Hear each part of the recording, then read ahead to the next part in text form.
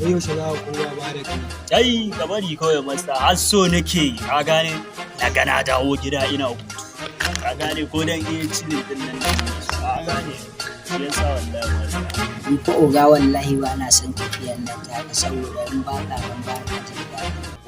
Yaya bari ka ji na gaya ma wata magana ka san menene ni kaina dan naga al'ummar mu yanda take ciki a cikin Najeriya abin yakan kona min rai a matsayina na jarumi ka gane gwara mu je can mu kare haƙƙin ɗan uwan mu musulmai dubbara ubar da zai ni ina alfahari da ku ka gane saboda idan na tuna da ku ko har zagewa nake a can ko bayan ba raina na san da amana za a mana addu'a a sai kashi a sai kashi a sai kashi a sai kashi a sai kashi kashi jama'a kashi a sai kashi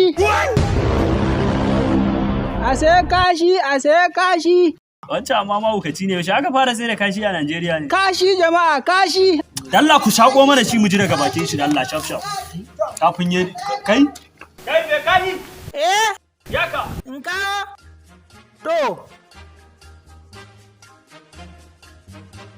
Kai ciwon hauka ne kama kake sai da kashi. Kai ina kashin yake? A yalla bai wato dama ban fara sai da kashin ba ka gane? Ina gwadawa ne in gani ya zan samu mutane da su yi. Ka gane?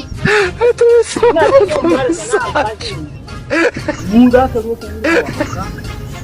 Saboda ba ka da hankali. Za ka fara sai da kashin ka rasa ta ina za ka fara. Sai ta wajen ma'aikata.